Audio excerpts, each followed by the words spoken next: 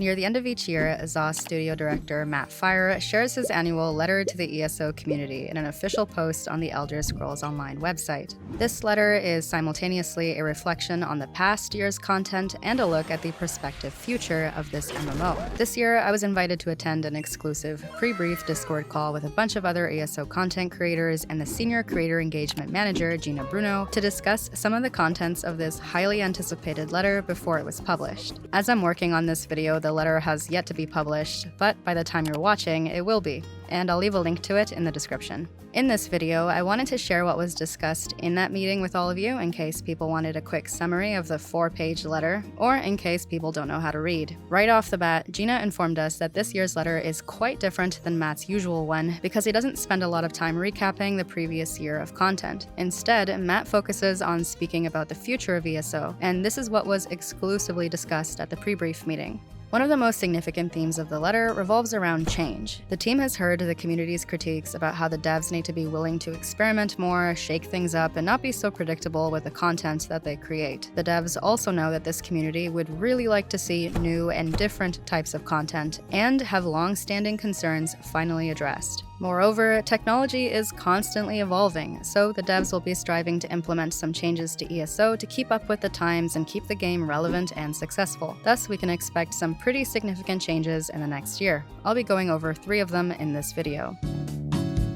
The first change that was revealed at the meeting was that ESO will have a new content release cycle. In 2025, the devs will be putting the concept of chapters aside to focus on new types of content and a new release philosophy. They'll be moving towards a seasonal content model and away from launching massive content updates every year. So we can expect to see named seasons that are around 3 to 6 months in duration that consist of mixed story content, events, dungeons, and more. This change-up will free the devs from adhering to their usual strict annual cycle so that teams can launch content whenever it's ready throughout the year instead of aiming for a date in June. This means that the devs will be able to focus on a greater variety of content spread over the course of the year. Gina also shared that the global reveal stream that normally takes place in January each year will be happening in April in 2025. Although we won't be able to get much information about all of the new shit that we're getting in ESO until April, we can still expect a content update in the first quarter of the year. Update 45 will hit the PTS in January, and the launch is expected to be in March.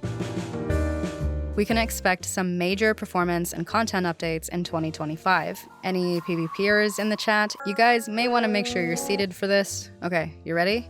Yeah, so apparently we're getting some Cyrodiil performance updates. I know, sounds a little too good to be true. But I, for one, am cautiously optimistic. Gina really emphasized how important it is that the team finally addresses this because of how long-standing these issues have been, which was promising to hear. The devs are also planning on experimenting with a Cyrodiil campaign where all classes will have PvP-specific skills that will replace standard player skills. I'm really eager to learn more about this, but we'll likely have to wait until April until we're given any more information. Ultimately, the goal with the Cyrodiil updates will be to support more players per campaign and improve the performance. The devs are striving to have this kind of "we're trying things, if it doesn't work, we'll scrap it and go back to the drawing board" kind of mentality while tackling these persistent issues with Cyrodiil. Moving on to the PvE side of things, the devs are also looking at increasing the difficulty of standard overworld combat. This has been another highly requested feature for years. The team's also planning on improving the overall feel of combat by making some changes to animations, visual effects, and audio so that combat feels more impactful. We were also informed that the devs are planning on experimenting with more zones like Craiglorn to make them exclusively for high-end group and soft group content, with an associated gear chase.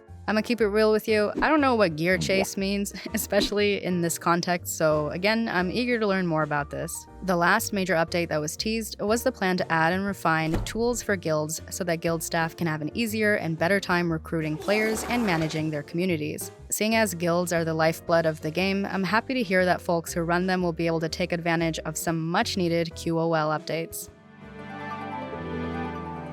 Lastly, Gina spoke to us a bit about how the team is looking to improve the new and returning player experience. One of their objectives is to shield new players from being so overwhelmed by dozens of content options that are presented to them when they first load into the world. The devs wish to provide more guidance to new players about how to start and enjoy the game before they get exposed to all the possibilities that ESO has to offer. Some of these changes will be launched in 2025, but this initiative will also extend into the future. The devs also plan to improve the visuals in the base game zones by updating textures and art assets, beginning with starter islands from the base game. They'll be removing prologue quest and chapter quest pins for new players, and updating and sprucing up the PC UI to make returning to the game a little more seamless.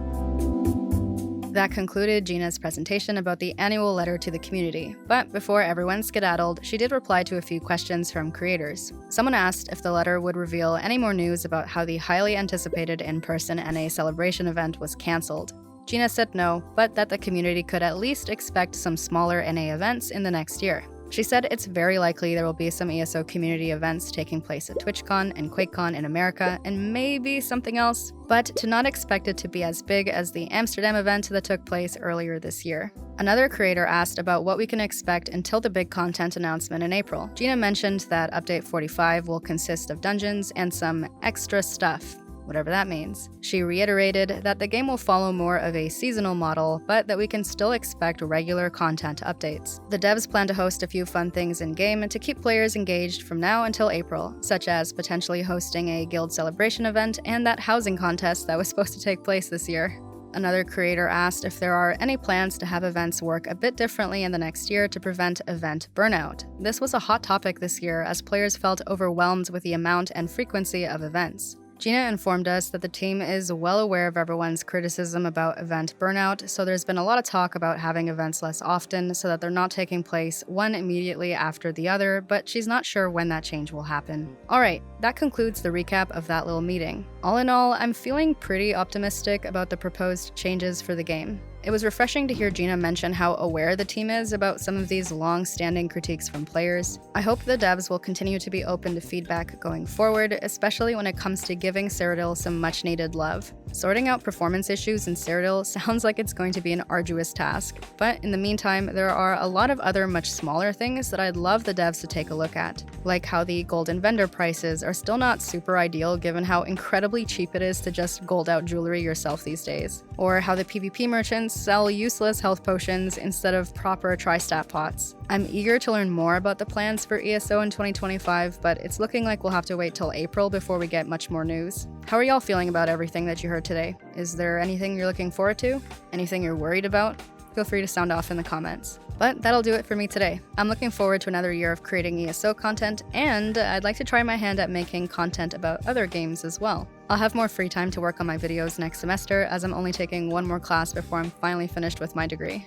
So I'm looking forward to that. Alright, thanks for watching. Thank you YouTube members for the additional support as always, and I hope you all have a great holiday season. Take it easy, and I'll see you in the next video. Cheers.